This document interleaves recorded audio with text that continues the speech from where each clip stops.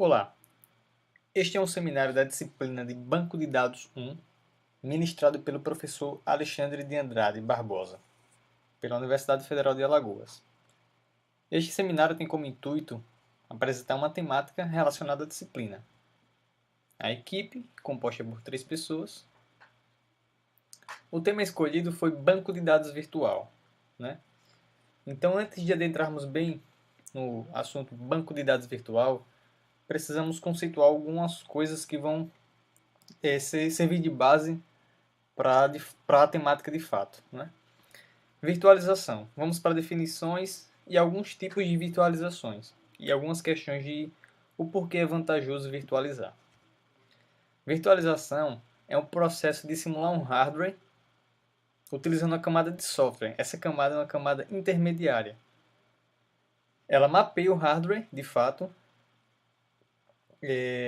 fazendo com que se torne uma máquina virtual, as conhecidas virtual machine, ou máquinas virtuais mesmos. Por que virtualizar? Existem vários benefícios no processo de virtualização e cabe aqui destacar alguns. A virtualização ela permite que a consolidação de infraestruturas seja mais simples, porque não vai haver necessidade de muitos equipamentos, porque tudo vai ser emulado, né? Então, a infraestrutura se torna uma coisa mais simples de se resolver. Um bom aproveitamento de recursos, isso porque a virtualização ela pode aproveitar o máximo do hardware sem que fique processos ociosos. Então, ela pode usar muitos recursos, ou o máximo de recursos possíveis. Facilita a execução de backups. Existem métodos como o Snapshot que faz backup em tempo real na execução de alguma aplicação. E facilita também a implementação de sistemas legados. Às vezes tem empresas que ainda rodam seus servidores e etc. em sistemas legados, sistemas antigos.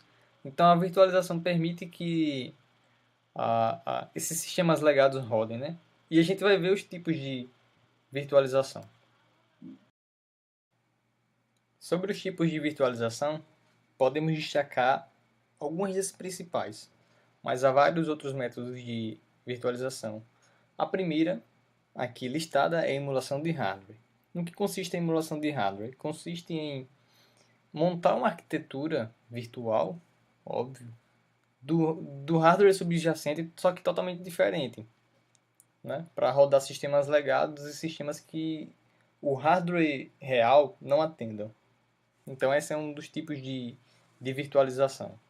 Existe também a virtualização total, onde existe uma camada intermediária que replica alguns recursos de um hardware, abstraindo seus componentes físicos.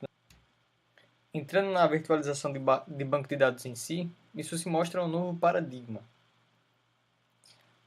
Então, o banco de dados ele não seria executado em uma máquina virtual, né? Nessa perspectiva, ele iria muito além desse tipo de virtualização, não simplesmente em uma máquina virtual. Isso porque executar o banco de dados numa máquina virtual traz alguns problemas, como questão de desempenho e dificuldades de consolidação. Isso porque as traduções de endereços virtuais para endereços físicos geram estes problemas, né, de desempenho. Então, uma das soluções adotadas, que é a proposta, é virtualizar a instância de banco de dados, não é? Só que para entendermos essa proposta, temos que saber que uma instância de banco de dados é um conjunto de serviços que atende à solicitação das aplicações, né? Então, cada banco de dados possui uma única instância.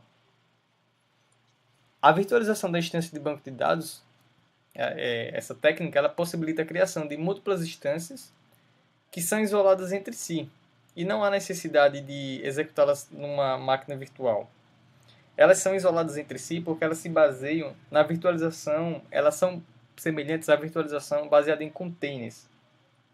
Por isso que há essa independência.